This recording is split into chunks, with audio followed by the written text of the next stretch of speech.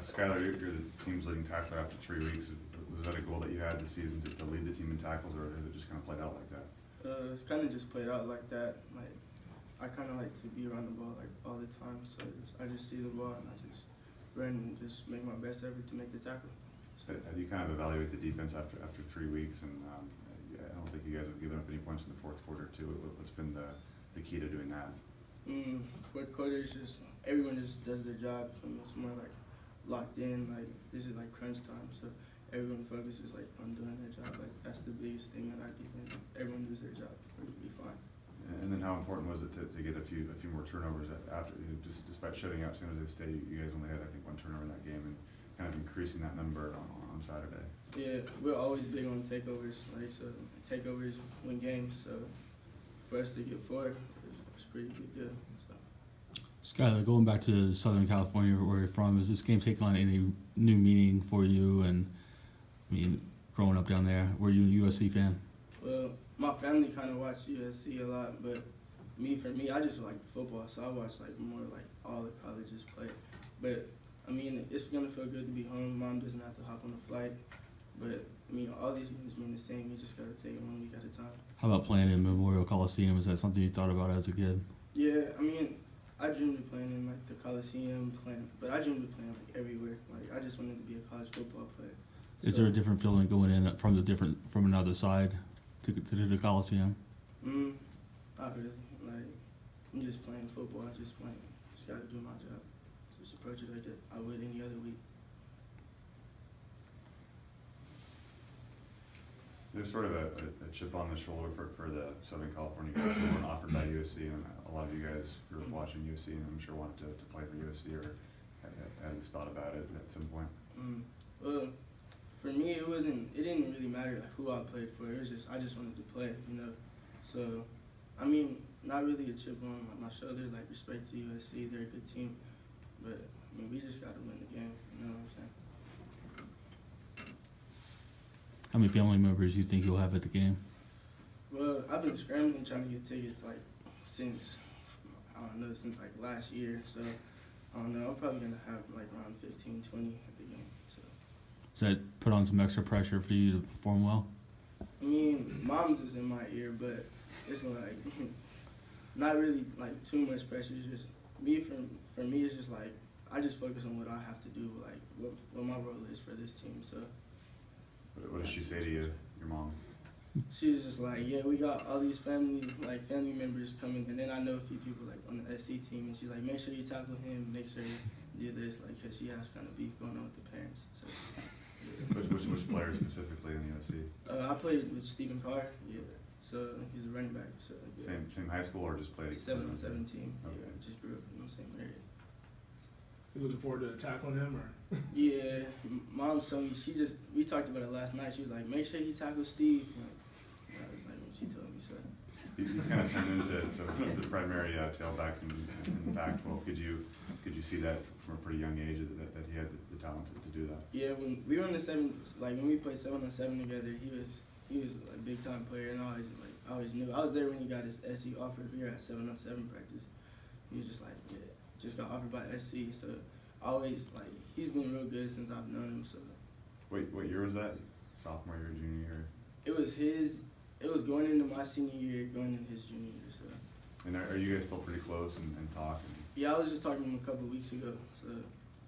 Have you talked to him about this game yet? I don't see when I know I play people like that I know. I don't try to like talk about it. We talk about like after the game. Like I'm more focused on what I gotta do. You mentioned that you've been trying to get tickets for this game for the last year or so. What's that process like? Are you approaching teammates like super far out? I'm like, so with me, like, I've been trying to ask everyone like for tickets, like people who are from California, who aren't from California. Everyone's using their tickets this week, so my mom just ended up having to buy a few. So.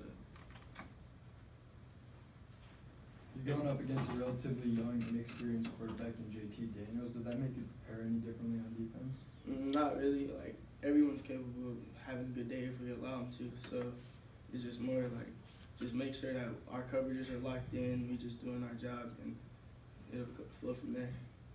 What have you seen from him on film? He's obviously making that jump from high school straight to starting at the collegiate level. He's actually looked pretty good for him to be a true freshman coming in. Like he's looked pretty decent. So I mean, I don't know, just freshman QB. But what do you make of their receiver, St. Brown, the freshman who's a 5-star recruit, and he's been pretty good the first 3 games? Yeah, he's pretty good. He runs pretty crisp routes, has good hands, kind of fast. So he's looked pretty decent on film too. Any questions on the phone line for Skyler Thomas? Hi, Skyler. Scott Hansen at the Seattle Times. I was curious, what have you learned about yourself in those first 3 games where you played so much after not playing so much in the last year? What have you learned about yourself? I more so just learned that I need to like settle down, kind of just like catch the flow of the game. I learned that it's not as like I don't know, it's not as fast as people make it seem. I mean, it's fast. It's a big jump from high school to college, but I mean, as long as we just like play fast, do our job, make tackles, it's flowed pretty good. Thanks. Other questions on the phone line for Skyler Thomas? Okay, and back in the room. I think it was a few weeks ago, Coach Clay said you might be the most improved defensive player between spring and now. What do you think has been a big difference, and where have you really made strides between spring camp and the start of the fall? Just putting in extra work, really just studying football, like making it like my main priority, like just studying what this receiver does, like just tackling, working on tackling form, like my pedal, getting out my brakes faster, and I just did all of that, and it's just all coming together. You're going up against a USC team and a fan base that is really hungry for a win right now after the last 2 games. What's it like for you going down there knowing that the environment is going to be pretty desperate for this USC team to get a dub? It's actually like it's not really like too much of like a big deal to me. It's just everyone's hungry for a win. Everyone wants to win games week to week, but it just means we just have to do our job more. We have to lock in more. Just be more on our P's and Q's. Last one for Skyler.